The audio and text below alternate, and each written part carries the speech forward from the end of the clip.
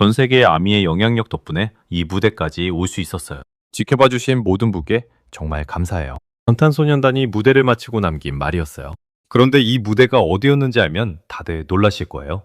바로 월드컵 결승전이었어요. 7월 19일 현지 시간, 한국 시간으로는 20일 새벽, 미국 뉴저지주 이스트 러더퍼드에 있는 뉴욕 뉴저지 스타디움, 매트라이프 스타디움이라고도 불리는 이곳에서 스페인과 아르헨티나가 2026 피파 북중미 월드컵의 우승컵을 놓고 맞붙었어요.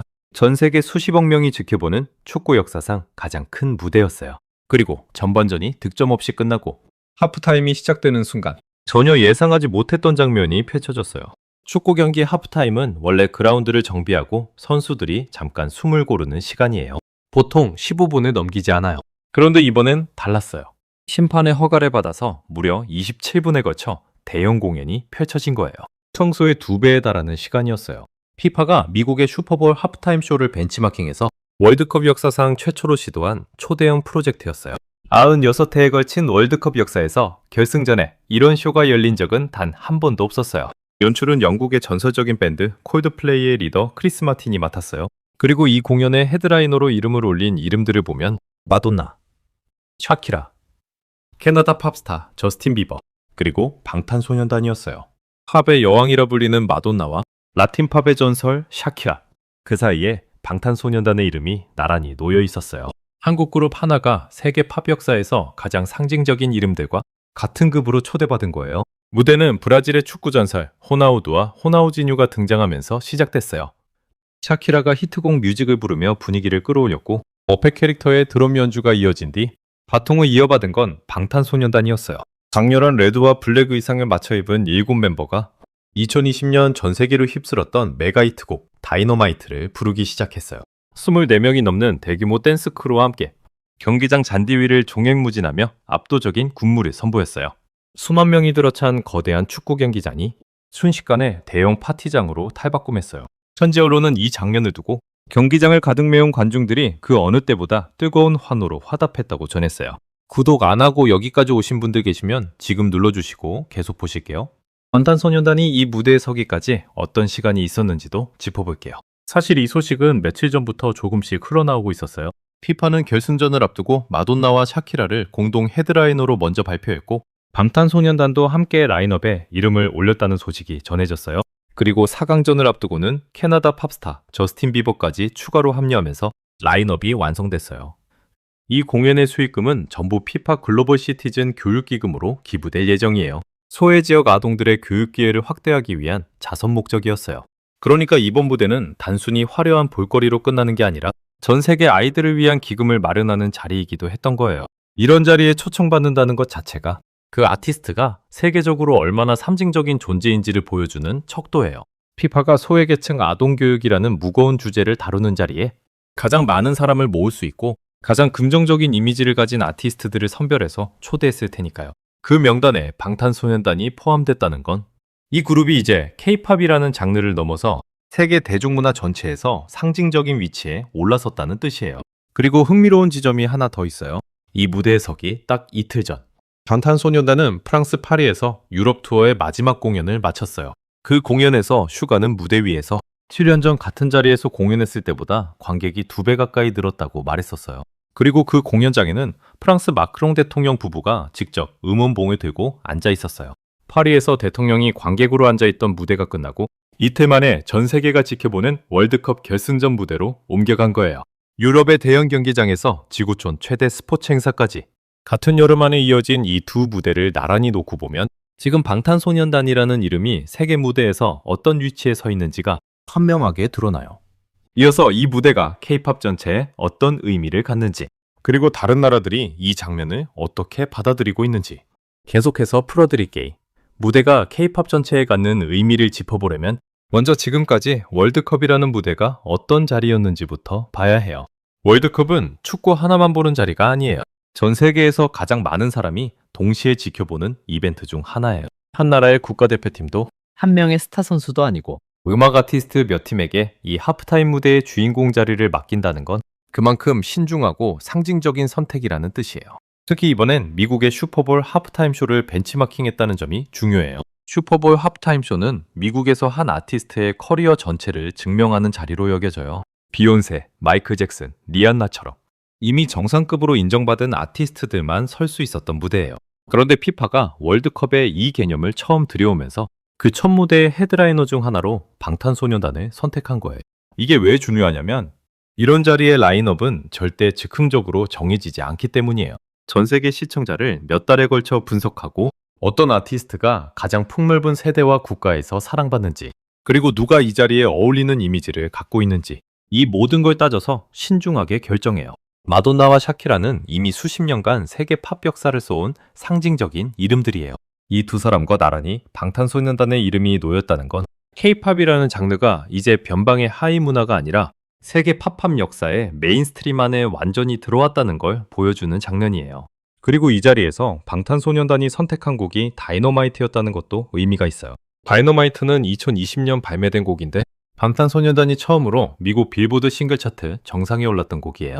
K-팝 그룹이 영어 가사가 아닌 노래로도 세계를 사로잡을 수 있다는 걸 증명하기 전 가장 상징적인 전환점이 됐던 곡이었어요. 그 곡을 6년이 지난 지금 전 세계가 지켜보는 월드컵 결승전 무대에서 다시 부른 거예요. K-팝이 세계 시장의 문을 두드리던 시절의 곡이 이제는 세계 무대의 중심에서 다시 울려 퍼진 셈이에요.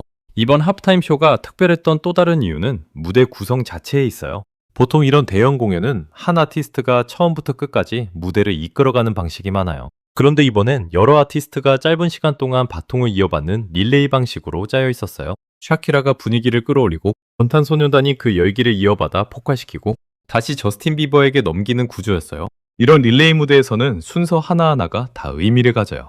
앞순서 아티스트가 만들어 놓은 분위기를 이어받아서 다음 아티스트가 자기만의 색깔로 완전히 다르게 폭발시켜야 하거든요. 그리고 그 순서를 방탄소년단이 맡았다는 건 연출진이 이 팀의 무대 장악력을 그만큼 신뢰했다는 뜻이에요. 실제로 방탄소년단은 24명이 넘는 대규모 댄스 크루와 함께 넓은 축구장 잔디 전체를 무대로 활용하면서 좁은 콘서트홀에서는 볼 수 없는 스케일의 퍼포먼스를 선보였어요. 경기장이라는 공간의 크기를 오히려 무기로 삼은 셈이에요. 이런 대규모 야외 스타디움 공연은 세밀한 무대 연출보다 순간적인 임팩트와 에너지가 훨씬 더 중요해요. 수만 명이 동시에 지켜보는 가운데 카메라가 어느 각도로 잡아도 완성도가 유지돼야 하고 음영이 울려 퍼지는 야외 환경에서도 라이브의 힘을 잃지 않아야 해요. 이런 조건에서 안정적으로 무대를 완성해낼 수 있다는 건 수많은 대형 공연 경험이 쌓여야만 가능한 일이에요. 방탄소년단이 오랜 시간 세계 각지의 스타디움 투어를 돌면서 다져온 내공이 바로 이런 순간에 빛을 발한 거예요. 이 장면을 지켜본 반응도 뜨거웠어요. 현지 언론은 경기장을 가득 메운 관중들이 그 어느 때보다 뜨거운 환호로 화답했다고 전했고 방탄소년단은 무대를 마친 뒤 관중석을 향해 여유로운 미소를 지어 보였어요. 그리고 멤버들은 이렇게 소감을 전했어요. 전 세계의 아미의 영향력 덕분에 이 무대까지 올 수 있었다고 지켜봐 주신 모든 분께 정말 감사하다고요. 이 말 한마디 안에 지난 몇 년간 이 팀이 걸어온 시간이 다 담겨 있어요. 앞서 다뤘던 것처럼 방탄소년단은 최근 몇 년 사이 멤버 전원이 순차적으로 군복무를 마쳐야 했던 공백기를 겪었어요. 팀 활동이 완전히 멈췄던 시간이었고 그 사이에 K-팝 업계 안팎에서는 걱정 섞인 시선이 따라붙었어요. 그런데 그 공백을 딛고 돌아온 지금 파리에서는 역대 최다 관객을 모았고 이틀 뒤에는 월드컵 결승전이라는 지구촌 최대 행사의 주인공으로 섰어요. 공백기가 오히려 이 팀을 더 단단하게 만들었다는 걸 숫자와 무대로 증명해 보인 셈이에요. 이어서 이번 무대가 한국이라는 나라 전체에 어떤 의미를 갖는지, 그리고 이 흐름이 앞으로 어디까지 이어질 수 있는지 계속해서 풀어드릴게요. 이번 무대가 한국이라는 나라 전체에 갖는 의미도 짚어볼게요. 이번 월드컵 결승전에는 사실 대한민국 축구 국가대표팀이 없었어요. 본선 진출에는 성공했지만 결승까지 올라가지 못했거든요. 그런데 정작 결승전이 열리는 그 순간 전 세계가 가장 주목하는 무대 중심에 한국 이름이 있었어요. 방탄소년단이라는 이름이요. 축구로 이기지 못한 자리에서 문화로 세계 중심에 섰다는 게 이번 무대가 갖는 또 다른 의미예요. 실제로 이날 현지 취재진들 사이에서는 한국 축구는 안 보였지만 한국 문화는 세계 무대의 중심에 섰다는 평가가 나왔어요. 스포츠와 문화라는 서로 다른 영역에서 한 나라의 존재감이 전혀 다른 방식으로 드러난 셈이에요. 이건 단순히 방탄소년단 한 팀의 성공을 넘어서는 이야기예요. K-팝이라는 장르 전체가 이제 세계 최대 스포츠 이벤트의 문화적 얼굴을 맡을 수 있을 만큼 신뢰받는 콘텐츠가 됐다는 뜻이거든요. 앞서 짚었던 것처럼 이런 자리의 라인업은 몇 달에 걸쳐 신중하게 결정돼요. 피파와 연출진이 방탄소년단을 선택했다는 건 이 그룹 하나만 믿은 게 아니라 K-팝이라는 콘텐츠 전체가 전 세계 다양한 세대와 국가에서 동시에 통할 수 있다고 판단했다는 뜻이에요. 이 판단이 맞았다는 걸. 경기장을 가득 메운 관중들의 환호가 그대로 증명해줬고요. 여기서 한 가지 더 짚고 싶은 게 있어요. 바로 이번 결승전에서 한국 이름이 방탄소년단 하나만은 아니었다는 점이에요. 트로피 시상식 자리에는 배우 정호연이 함께했어요. 전 세계적으로 흥행한 드라마로 이름을 알린 배우인데 월드컵 결승전 시상식이라는 상징적인 자리에 한국 배우가 함께 섰다는 것도 눈여겨볼 지점이에요. 축구 경기 자체에는 한국이 없었지만 시상식과 하프타임 무대라는 결승전의 가장 상징적인 두 장면 모두에 한국 이름이 자리하고 있었던 거예요. 이걸 우연으로 보기는 어려워요. 최근 몇 년 사이 한국 콘텐츠가 영화, 드라마, 음악 할 것 없이 동시다발적으로 세계 무대에서 인정받아온 흐름이 이번 월드컵이라는 하나의 무대 위에 압축돼서 드러난 셈이거든요. 그리고 이번 무대는 앞으로 이어질 흐름의 시작점이기도 해요. 한번 이런 대형 국제 이벤트의 얼굴을 맡은 아티스트는 다음에도 비슷한 자리에서 우선적으로 고려되는 경우가 많아요. 슈퍼볼 하프타임 쇼에 한 번 선 아티스트가 몇 년 뒤 다시 초청받는 경우가 흔한 것처럼요. 이번 월드컵 결승전 하프타임 쇼가 좋은 반응을 얻으면서 앞으로 열릴 다른 국제 스포츠 이벤트에서도 K-팝 아티스트를 찾는 흐름이 이어질 가능성이 커요. 방탄소년단이 이번에 문을 열어놓은 셈이에요. 그리고 이 흐름은 비단 K-팝에만 국한되는 이야기가 아니에요. 컨텐츠 전반에서 한국이라는 나라의 이름이 이제 변방이 아니라 세계 최전선에서 계속 거론되고 있다는 뜻이기도 해요. 몇 년 전까지만 해도 이런 자리에 한국 아티스트가 헤드라이너로 초청받는 건 상상하기 어려운 일이었어요. 그런데 지금은 마돈나, 샤키라와 같은 급으로 나란히 이름을 올리는 게 더 이상 놀랍지 않은 일이 되어가고 있어요.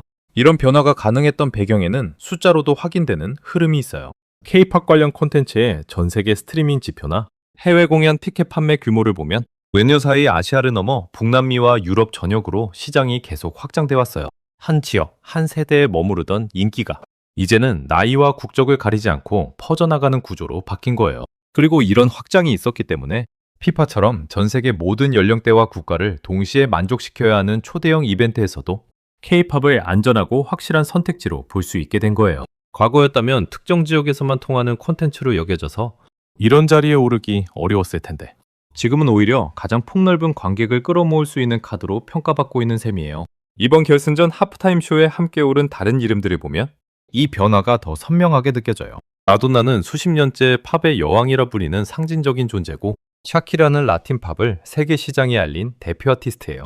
이 두 사람은 각자 자기 문화권을 대표하면서 동시에 전 세계를 아우르는 인기를 가진 아티스트들이에요. 그 사이에 방탄소년단이 자리했다는 건 이제 K-팝도 특정 지역을 대표하는 걸 넘어서 전 세계를 아우르는 급으로 인정받고 있다는 뜻이에요.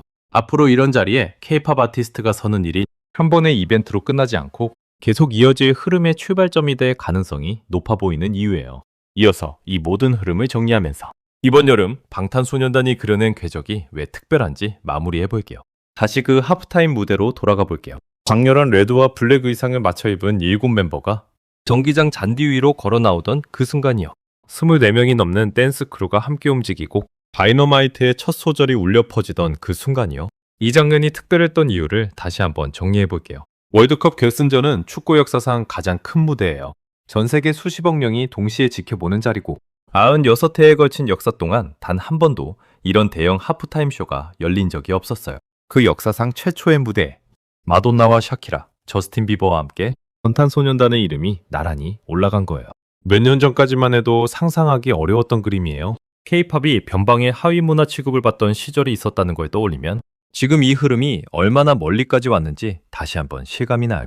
그리고 이 무대는 하루아침에 갑자기 주어진 게 아니었어요. 앞서 짚었던 것처럼 방탄소년단은 최근 몇 년간 멤버 전원이 순차적으로 군복무를 맞춰야 했던 시간을 지나왔어요. 팀 활동이 완전히 멈췄던 공백기였고 그 사이 K-팝 업계 안팎에서는 걱정 섞인 시선이 따라붙었어요. 이런 장기 공백이 자칫 팀의 인기를 흔들 수도 있다는 우려였어요. 그런데 그 공백을 딛고 돌아온 이번 여름 방탄소년단은 파리에서 역대 최다 관객을 모았고 그 공연장에는 프랑스 대통령 부부가 직접 응원봉을 들고 앉아 있었어요. 그리고 딱 이틀 뒤 전 세계가 지켜보는 월드컵 결승전이라는 지구촌 최대 무대에 올랐어요. 위기라고 불렸던 시간을 통과하고 나니 오히려 그 어느 때보다 크고 상징적인 무대들이 연달아 기다리고 있었던 거예요. 이번 무대가 갖는 의미를 한국이라는 나라 전체로 넓혀서 봐도 울림이 커요. 이번 월드컵 결승전에는 대한민국 축구 국가대표팀이 없었어요. 본선에는 올랐지만 결승까지는 가지 못했으니까요.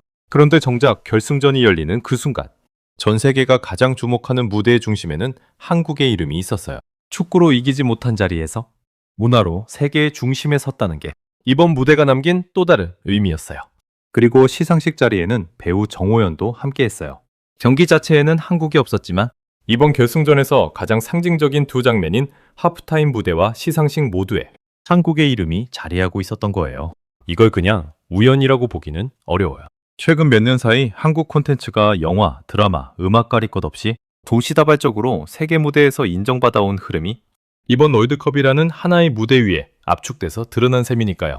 방탄소년단이 무대를 마치고 남긴 말을 다시 떠올려 볼게요. 전 세계 아미의 영향력 덕분에 이 무대까지 올 수 있었다고, 지켜봐 주신 모든 분께 정말 감사하다고 했어요. 이 말 한마디 안에 몇 년간의 공백과 그 공백을 딛고 다시 서기까지의 시간이 다 담겨 있어요. 그리고 이제 이 무대는 끝이 아니라 다음 흐름의 시작점이 될 가능성이 커요. 한번 이런 대형 국제 이벤트의 얼굴을 맡은 아티스트는 다음에도 비슷한 자리에서 먼저 고려되는 경우가 많아요. 이번 무대가 좋은 반응을 얻으면서 앞으로 다른 국제 스포츠 이벤트에서도 K-팝 아티스트를 찾는 흐름이 이어질 가능성이 높아 보여요. 방탄소년단이 이번에 그 문을 열어놓은 셈이에요. 파리에서 대통령이 응원봉을 들었던 그 밤부터 월드컵 결승전 잔디 위에서 다이너마이트를 부르던 이 순간까지 방탄소년단은 이번 여름 몇 년치의 서사를 한꺼번에 써내려가고 있어요. 다음엔 또 어떤 무대에서 이 이름을 다시 듣게 될지 벌써부터 궁금해지지 않으세요?